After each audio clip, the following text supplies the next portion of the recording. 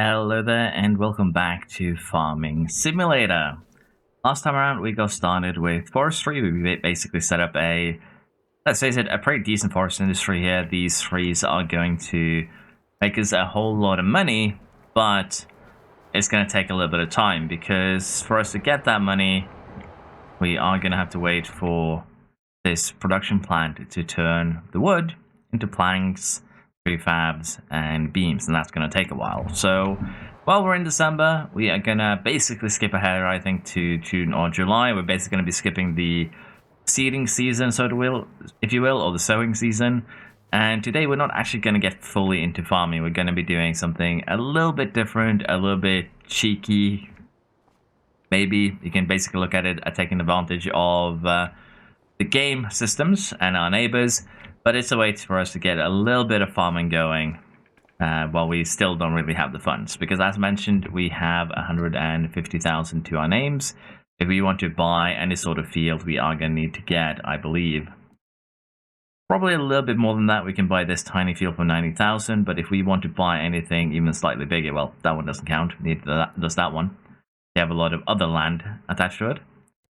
But even if we want to buy something even a little bit different, it's going to cost us all that money just to get started. And then we're going to need to get equipment to plow, cultivate, fertilize, seed, weed, and then harvest. As you can imagine, it's going to be quite the investment to get started here. So today, we're going to be focusing on earning money by taking a little bit of an advantage of a game mechanic. But before that, we're going to allow time to pass. If we're in December, we're going to allow half a year to speed ahead, and then we'll be settling whatever our business here has made in terms of money. Now, before we get into the summer fully, however, we're in May, we get hit with something called a great demand. And if you don't know what that is, it basically means that the game has decided that something is missing. Basically, something is, well, not missing. There's a great demand, which means they need more resources. There's a lack of, in this case, planks, as you can see, because the price of planks is currently 3,172. The max price that planks are supposed to be able to reach is 2,651, and they reached that in July. This is a time-saving stock check, which is a mod that basically just checks these things for you, so you don't have to do them manually, based on your inventory. In our case here, we'd have some saplings, but let's face it, we're going to plant them. Can't really sell them. But in our case here, the planks now have got an extra 500 added to a maximum price because of that great demand. And that also goes for, I believe, the planks long here, because they too have temporarily gone beyond their max demand, and the max demand month should be in March. So as you can imagine here, we're getting a little bit more money than we should because of the fact that the piano manufacturer has an increased demand for wood. Which is a weird sentence to say, I'm not going to lie. So what we're going to do here is that we are going to quickly change this to selling. We're going to do the same here, here, and here. And when you do this, you are going to have basically something spawn. In my case here, I just filled up the wood chips, so we're going to have to manually sell these. I'm going to have to go and drop off the wood chips, but this should make us a decent chunk of money. And I'm just going to speed up time a little bit here, because once that hour takes over, we should be seeing a pretty decent influx of cash, and we did. We're now up to 648,000 from what we just sold, and that is that's pretty huge. See here, finances. That is.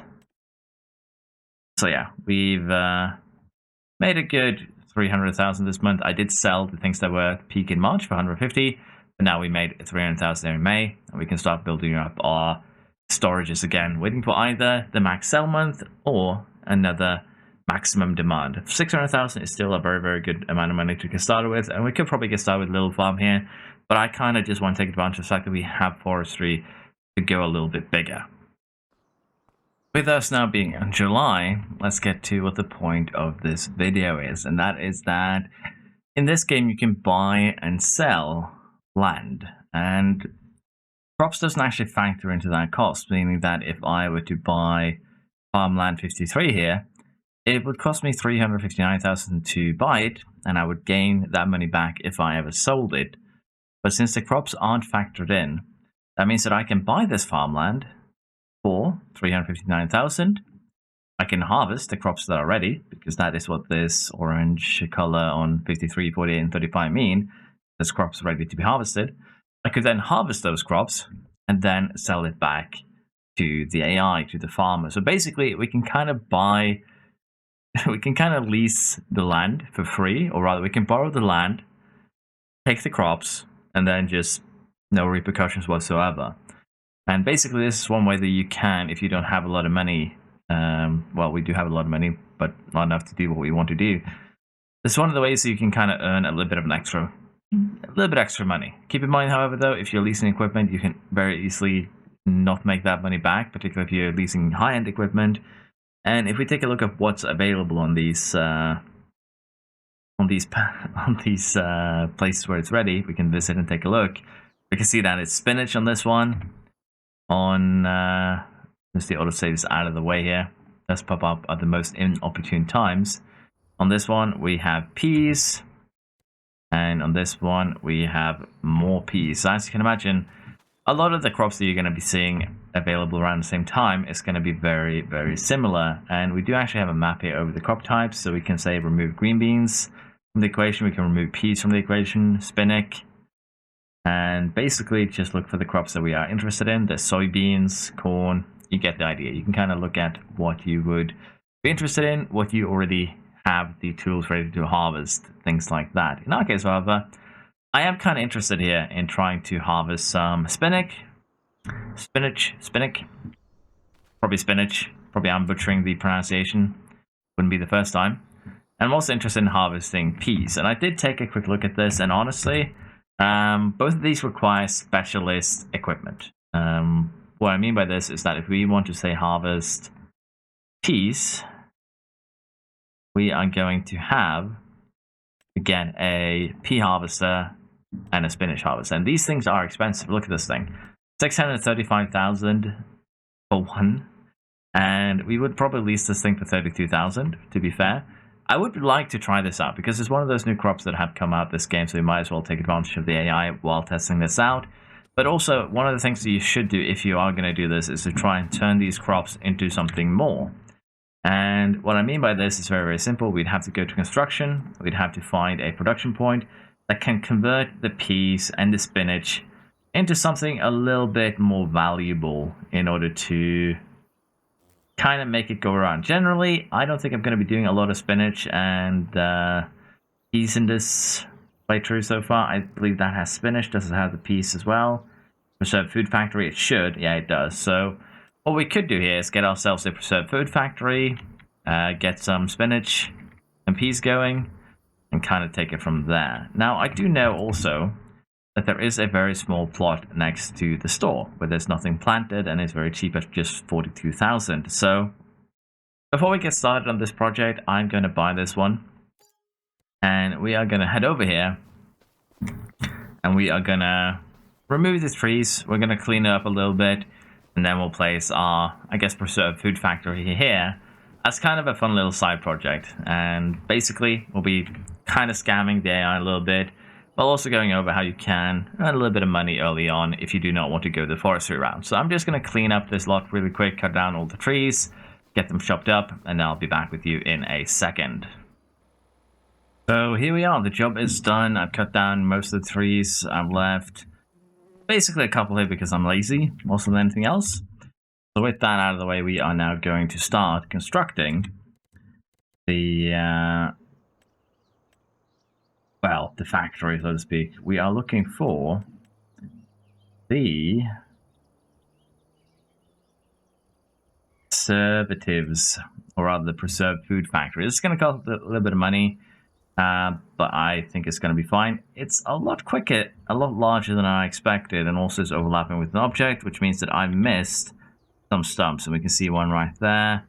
I probably missed a little bit more than one, and of course I'm also one of the objects that are in the way. So I think I need to do a little bit more cleaning. So I will admit that I might have gone just a tiny teensy bit wild here in order to try and, find the area. But as you can see, land is not owned by you, but overlapping with other objects.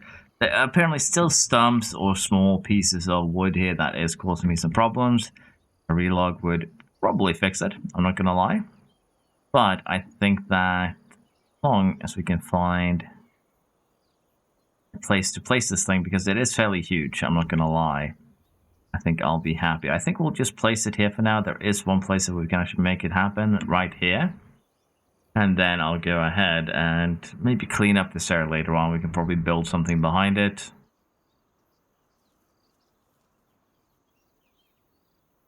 Let's see. Try to make that number be as small as possible. 50, 30, 27. Let's just place it here for now. Worst case scenario is, as I mentioned, that we will have to move it later on. Because the main problem with this area is that it isn't flat. And you need a flat area to build in Farming Sim, and that can be a problem.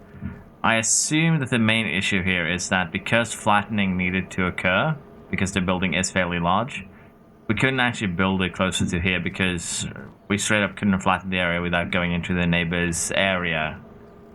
The neighbor's, or rather shop, if we so desire.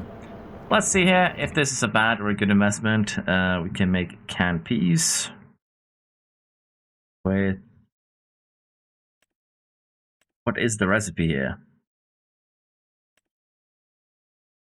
Oh, I didn't cycle enough long now. So just peas, green beans, kimchi with napa cabbage, garlic. Okay, that's a little bit more than that's a little bit of a harder recipe, but we might try that one. Spinach and peas, which are the two things we were going for, can just straight up be converted. And as I mentioned here, we might sell this later on. I just wanted to see how the whole process with spinach and peas would actually work out. Now, next up, we do need to buy the field in question, because again, we're going to buy it, we're going to harvest it, and then we're going to sell it for the same price as which we bought it for, which is the entire idea. Let's buy that field. I am just going to quickly visit and see what it is that is on this one. It is peas, so let's go to the shop, and that's the wrong button, and order ourselves a pea harvester. There it is. And we're not going to buy this thing. We don't have the money for it. We're just going to lease it for 29,000, which is fairly expensive, mind you. But this thing is also very huge. I'm also going to go ahead here and just tag place, because that way it'll tell us exactly where it is and how far away from it we are ourselves. So let us just get this pea harvester over there. And yeah, this thing is massive, like really, really huge. And we do, if we're going to place other farms on, or rather other factories on that little piece of land, we're definitely going to have to change it up a little bit. Also try not veer into the other lane if it can be avoided. And we are just gonna quickly take this turn here, scare that pedestrian a little bit. Right now we should be ready to harvest. So I haven't tried this harvester before, so we're going to learn together here how this one works. But I think it's pretty similar to other harvesters. We lower the header, it does its thing, and then we just need to empty it with the pipe later on, like so. Okay, it's not actually a pipe, it's a conveyor, but same rules do apply. We don't have access to this land, I know, because we are gonna turn. Oh. Okay, this thing is actually pretty fast for a harvester, I feel. I say that, it's driving 10 kilometers per hour. It's not really that fast for a harvester, but it's fast enough. And the curious thing here now is going to be how much peas are we going to get from this whole field. I'm going to go ahead and harvest. Or rather, I might get a AI to harvest it for me, but we'll see how much we end up with.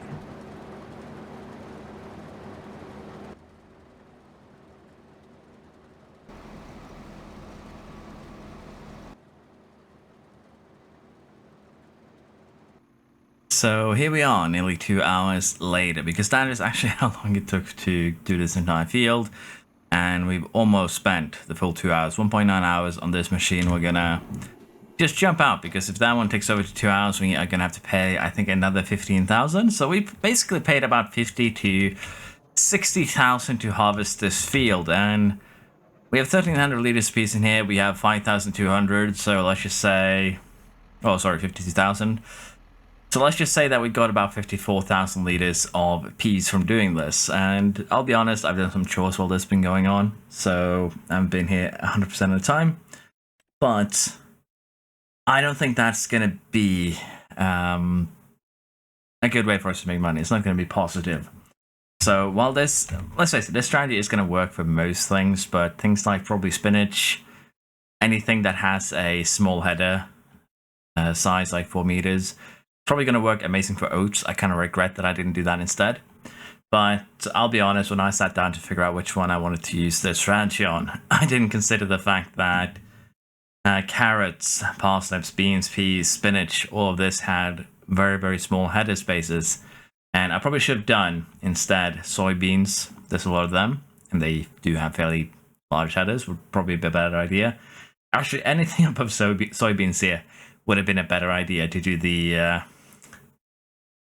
switches with, to be fair. But we can now sell back the plot for what we bought it for after harvesting it.